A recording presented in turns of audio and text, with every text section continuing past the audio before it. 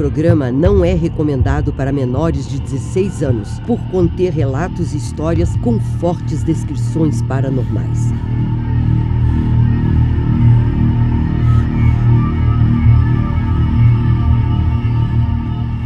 Coloque fones de ouvido, apague a luz ou feche seus olhos para uma melhor experiência imersiva.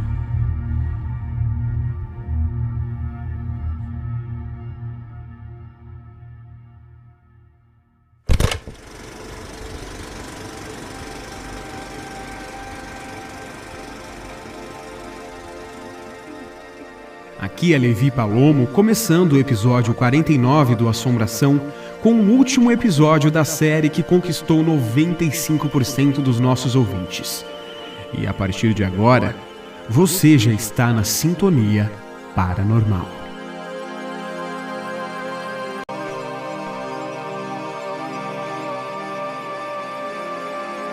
Imagine um local com artefatos e objetos vindos de locais e situações amaldiçoadas referentes aos casos investigados por Ed e Lorraine Warren. Investigações de Ed e Lorraine Warren saindo de cena. Episódio 12.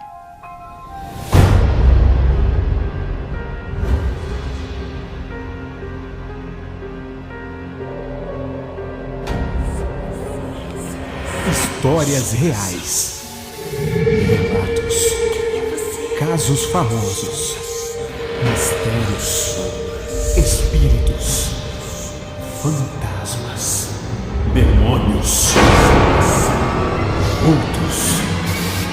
O que realmente é a assombração? Ele aparece em vários filmes da franquia de Invocação do Mal e está localizado no porão da casa onde os Warren moraram por muitos anos. O Museu do Ocultismo é o maior acervo de artigos sobrenaturais do mundo, que já recebeu milhares de visitantes ao longo de sua história. Foi fundado em 1952, nos fundos da casa do casal, com centenas de objetos amaldiçoados e mal-assombrados, coletados após anos de carreira dos Warren.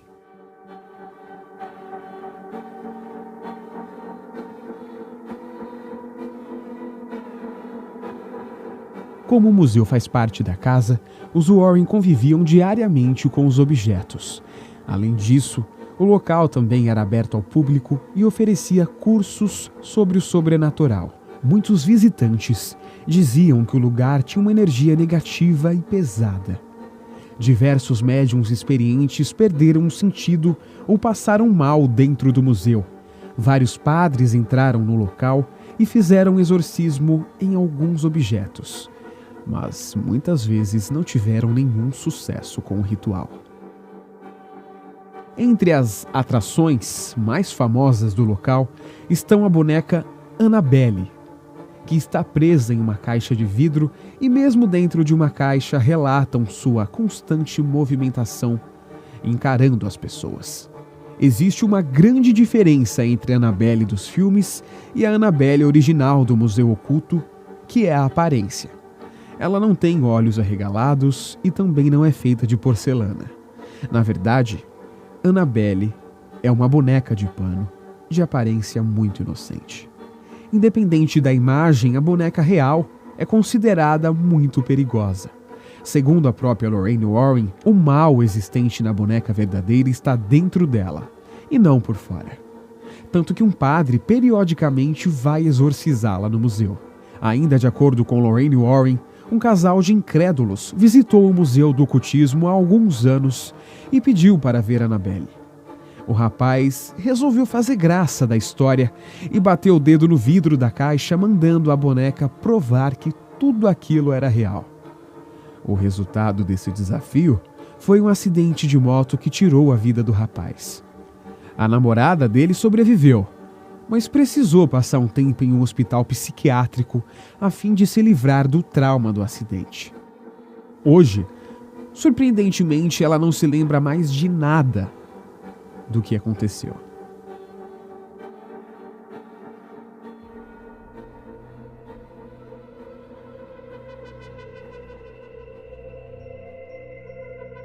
Em Annabelle 3, um vestido de noiva no museu tem uma forte presença. Dentro da primeira meia hora do filme, a história por trás do vestido mortal é revelada. Porém, Tony Spera, genro dos Warren, desmascara a história, confirmando que um vestido branco está presente no Museu do Ocultismo, mas que não se sabe se o vestido pertenceu ou não a uma noiva. Tony relata que a história real por trás do vestido branco do Museu do Ocultismo é da Dama de Branco do cemitério Union, em Connecticut. Uma das testemunhas da Dama de Branco era um jovem chamado Rod Vicey. Ele conta que certa noite, em 2009, passava de carro pelo cemitério da União por volta de 1h da manhã, depois de sair do seu trabalho. Ele estava descendo a Rota 59 quando de repente sentiu uma presença tomar forma no banco do passageiro. Rod olhou por cima do ombro e, surpreendentemente, viu um homem vestido com roupas dos anos 60. O jovem então desviou o olhar dominado pelo medo e depois lentamente se virou para espiar novamente. No entanto, a entidade desapareceu no ar, tão rapidamente quanto chegou. Sendo assim, Rod voltou a olhar para a estrada, quando, mais uma vez, avistou algo em sua frente. Rod avistou uma mulher a cerca de 35 ou 40 metros à sua frente. A moça estava vestida de branco com um véu sobre o rosto. A Dama Branca, como é chamada, levantou a mão na frente dela como se dissesse: "Pare". Rod freou bruscamente e então a Dama Branca foi de encontro ao veículo, atravessando o carro e desaparecendo em seguida. Tony Spera disse que Rod sentiu um fio de ar passar pela orelha direita. Depois disso, ele tornou a olhar pela janela. Mas dessa vez, viu o lado da estrada manchada com uma tonalidade vermelha, como se alguém tivesse revestido a estrada com tinta vermelha. Segundo Rod, quando a Dama Branca passou, houve um misto de tristeza e compaixão. Era como se ela estivesse tentando lhe contar algo, talvez tentando mostrar os detalhes trágicos de sua morte prematura. Em uma outra ocasião, quando um transformador explodiu em uma rodovia em Connecticut, a Dama Branca supostamente se manifestou a ponto de se tornar sólida. Um policial de folga e bombeiro estavam respondendo a uma ligação quando atingiram acidentalmente a Dama Branca no caminho. O impacto foi tão grande que o acidente afetou o caminhão dos bombeiros. Todos os hospitais e policiais locais foram chamados, mas nenhum acidente foi relatado. Para surpresa deles, não havia nenhuma dama viva ou morta. Acredita-se que a mulher atingida pelos policiais fosse a tal Dama de Branco do cemitério da União.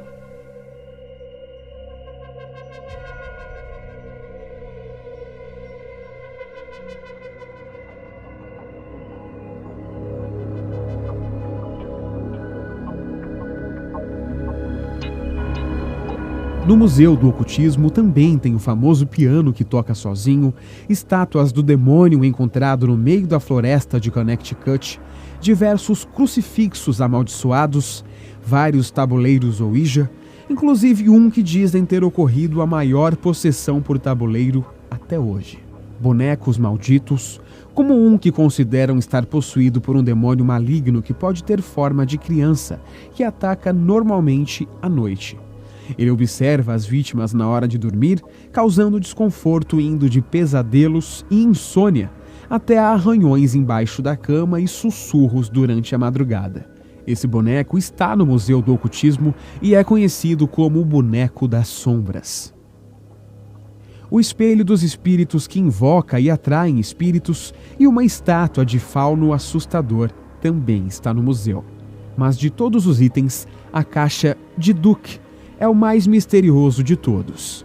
Quando você olha à primeira vista, é uma caixa simples de madeira em um estilo retangular, mas a sua história é sobre uma garota nos Estados Unidos que comprou a caixa em um bazar, mas quando abriu a caixa encontrou objetos bizarros, uma mecha de cabelo, um espelho quebrado e dentes espalhados. Mas o que ela não sabia é que a caixa de Duke é um objeto muitas vezes utilizado para aprisionar demônios pelos judeus, com um ritual que eles tiram um demônio que estava na pessoa e passam para um objeto pessoal. Quando a garota abriu a caixa, ficou tão obcecada pelo objeto que dizem que ela ficou agressiva, parando de comer e tendo ações violentas contra os seus pais e colegas sem explicação.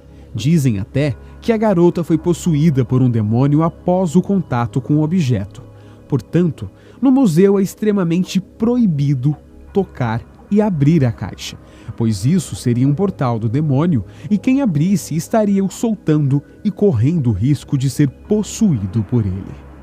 A história é tão forte e real que virou filme em 2012. O nome? Possessão.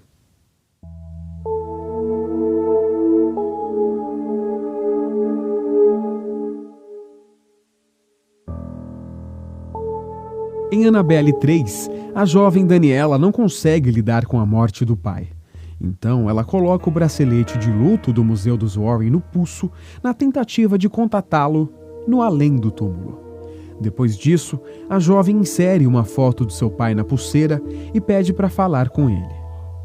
Quando ela faz isso, ela desobedece à política de não tocar em nenhum artefato do Museu do Ocultismo. Tony Spera confirma que não existe nenhum bracelete de luto entre os artefatos, embora suspeite que o objeto seja provavelmente inspirado nas pérolas da morte que existem no museu. Ele conta que certa vez uma mulher recebeu esse conjunto de pérolas e, quando as colocou no pescoço, alegou sentir como se estivesse sendo estrangulada. As pessoas ao seu redor tiveram que arrancar as pérolas para tentar salvá-la. Ainda no filme Annabelle 3, a jovem Daniela desliza seus dedos sobre as teclas do piano que toca sozinho. A história conta que no passado, Eliakim Phelps, pastor de uma igreja presbiteriana de Genebra, Nova York, comprou uma residência em Connecticut para viver com sua família. Mas alguns fenômenos paranormais começaram a acontecer na casa. Certa vez, voltando do culto, eles encontraram a casa toda revirada. Depois de organizar os pertences, Phelps mandou sua família para o culto da tarde e ficou em casa para observar se algo mais iria acontecer. Surpreendentemente, ao descer as escadas da casa, observou que na sala de jantar havia 11 mulheres em total devoção, com bonecos de pelúcia vestindo as roupas de sua própria família. A partir desse dia, os fenômenos se intensificaram e muitos testemunharam situações paranormais naquela residência. Dentre as manifestações, objetos eram arremessados, ouviam-se batidas na parede, além de agressões físicas aos moradores. 8 anos após o início dos episódios, a família Phelps resolveu se mudar. Muitos anos depois, quando outras pessoas compraram aquela casa, começaram a presenciar fenômenos estranhos e então chamaram Ed e Lorraine Warren para investigarem o local. Porém, eles não encontraram nenhum motivo aparente para a assombração da casa. Tempos depois, houve um incêndio na residência. Entretanto, os objetos já tinham sido retirados e ofereceram um piano a Ed, que levou o órgão até o Museu dos Warren, que não tinha ideia do real poder do objeto. Tony Spera relatou que certa noite, Ed ouviu o piano tocando. Então pensou que alguém poderia ter entrado no museu. Então ele desceu as escadas para verificar e o piano simplesmente parou de tocar. Ainda segundo Tony, esse fenômeno aconteceu 3 vezes. No entanto, após a bênção do local por um padre, o instrumento parou de tocar sozinho.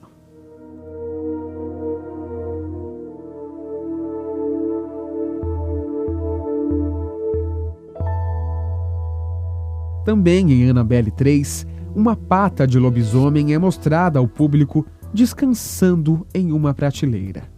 Mais tarde, um lobisomem fica à espreita do lado de fora da casa dos Warren, perto dos galinheiros, e persegue alguns personagens.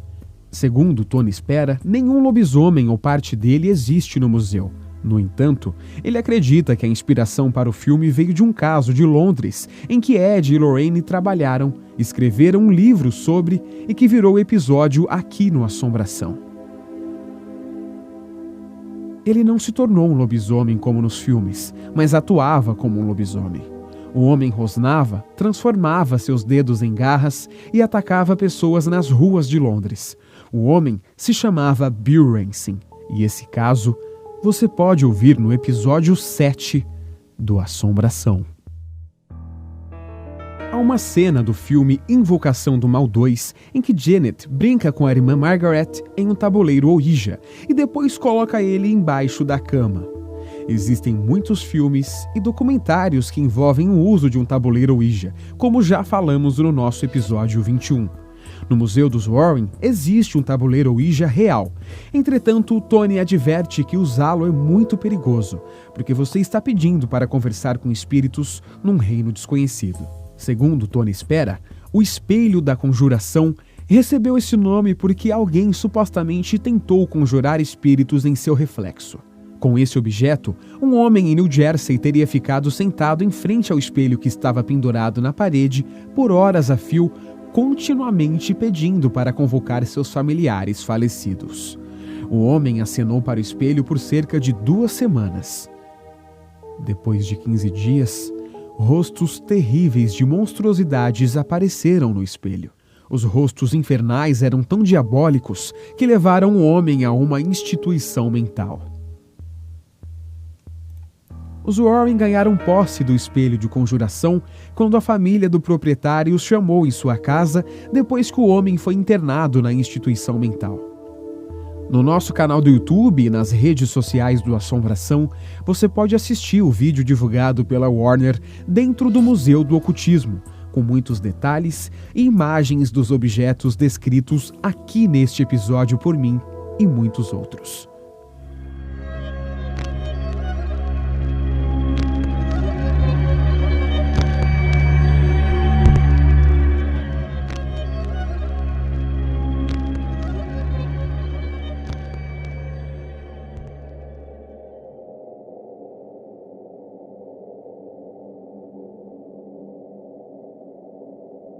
Desde o início dessa série, conhecemos mais sobre o maior casal paranormal de todos os tempos.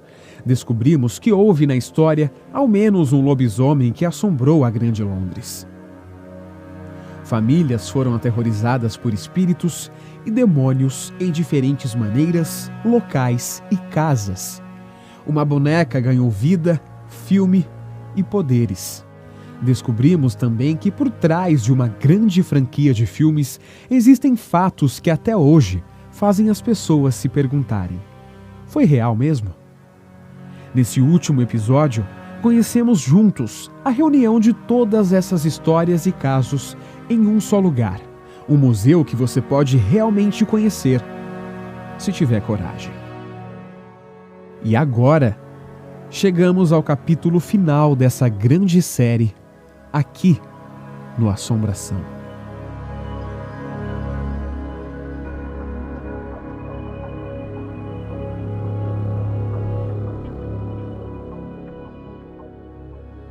Edward Warren Meany nasceu em 1926 e morreu em 23 de agosto de 2006, aos 79 anos.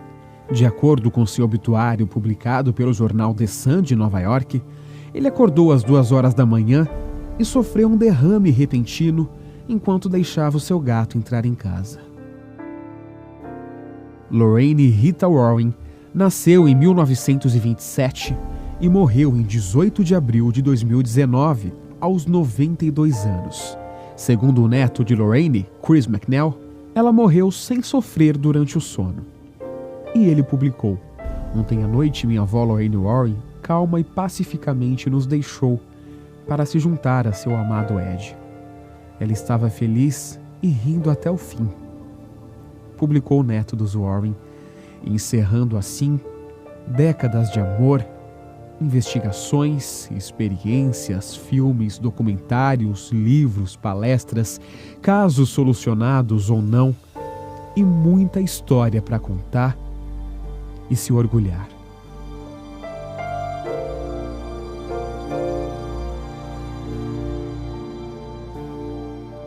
Eles se tornaram os únicos exorcistas não católicos a serem reconhecidos pelo Vaticano.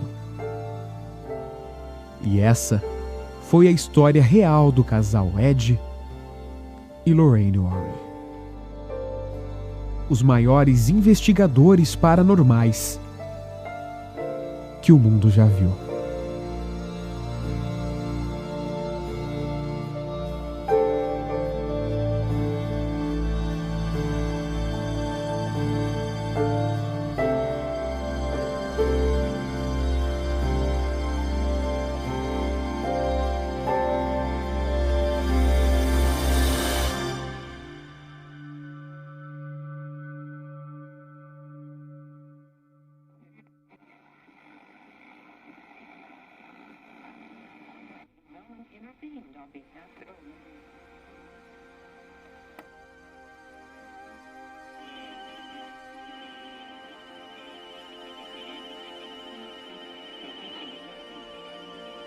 No próximo episódio do Assombração. E eu olhei pro retrovisor central e eu vi uma silhueta no banco de trás. E depois de alguns segundos, eu peguei e falei assim, e perguntei, aquela velha pergunta: quem é que tá aí? Particularmente eu não tive coragem de olhar para trás. Foi uma das sensações mais horríveis da minha vida. Eu tava de moto, eu literalmente quase caí da moto, porque o meu corpo todo enrijeceu. Eu fiquei pálido, eu fiquei frio. Algumas vezes ele apareceu para mim de algumas formas diferentes, alguns jeitos diferentes, até que ele se despediu da minha mãe. A minha mãe às vezes sonha, eu via ele acordado e minha mãe às vezes via ele dormindo em sonho. E num desses sonhos meu pai meio que se despediu da minha mãe, dizendo que não se preocupe que eu estou num bom lugar agora. Diretamente dos nossos estúdios em Santo André, São Paulo, Levi Palomo, Desligando.